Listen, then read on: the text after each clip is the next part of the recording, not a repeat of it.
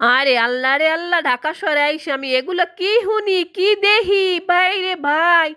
আমরা এত দিন এত বছর যুগ যুগ ধইরা যাই নাইছি কি জানেন? পিঠা মাইসে শীতের দিনে ঘরে বানাইয়ে খায়, পুলি পিঠা, পাটিসাপটা পিঠা, চিতই পিঠা, খোলা জালি পিঠা, নেড়া পিঠা, পেড়া পিঠা, সুই পিঠা, সুইয়া পিঠা, যত রকমের পিঠা আছে সবাই ঘরে বানাই বানাই খায়। আর এই ঢাকা শহরে আইসে মুই কি দেখি জানেন? ব্যানারটা নাইয়ে দেয় যে এখানে পিঠে উৎসব হইব। আয় রে ভাই রে ভাই, ঢাকা শহরে মানুষে যে কত কিছু করে, আল্লাহ গো আল্লাহ। এগুলো তো গ্রামে আমরা সোহেই দেয় না, সোহেই দেয় না। যাই হোক, আমি তো গেছি বাচ্চা নিয়ে স্কুলে, বুঝছেন নি? স্কুলে বাচ্চারা দিয়ে আমি রিটার্ন আইছি যে এখানে কোন ঘটনা ঘটবে আমি একটু যাই দেখি, বুঝছেন নি? যাই হোক, লেখাপড়া তো জানি না, মাঝে হুন্য না যা শুনি যে পিঠে উৎসব পিঠে উৎসব, ক খ গ গ তো কিচ্ছু বুঝি না, কচুর মাথা।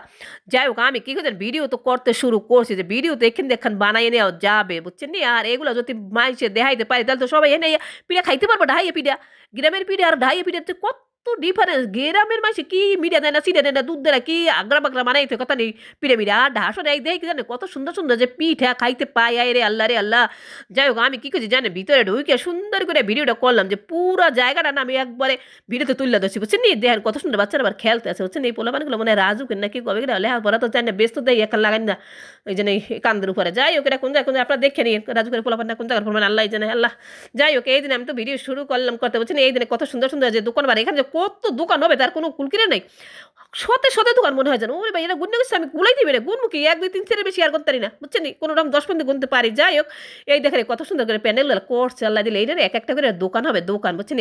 এখানে পিঠা দোকান হবে, আবার দেখছি জানেন সুরিনারিও আইব বলে। তো মুই গেছিলাম যে মুই এখন দোকান দিতে পাইনি, কিন্তু যাইয়ে শুনি কি জানেন, বুকিং হয়ে গেছে আল্লাহ গো, নাহলে মুই এখন দিলাম কি জানেন?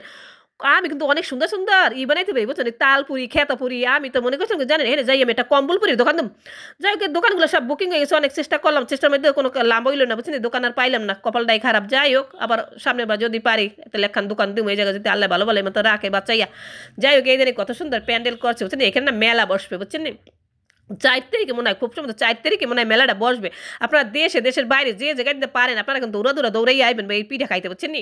আর এখানে 4 দিন মেলা বসবে, 4 দিন, 1 দিন 2 দিন না, বুঝছেন নি? 4 দিনে আপনারা একটা ঠাইসে বান্ধে পিঠা খাইতে পারবেন, বুঝছেন? আর ঘুরতে পারবেন কত, এখানে যে নায়ক নায়িকা আইবো, কত শিল্পীরা আইবো, গানটার মনে হইবে। আর নায়ক নায়িকা গান গাওয়া লাগে এমনিতে, যে কত উড়াদুরা নায়ক নায়িকা আছে, এগুলো আইয়া কি যে করবে জায়গায় দেখে নেন। হায় রে হায়, ভাই রে ভাই, দেখছি তো পার্কে যে যাইয়া আল্লাহ গো, 4 নম্বর পার্কে গেছিলাম, বুঝছেন? ওখানে যাই যে কি এক ঘটনা দেখি, যা করলো পরে কম।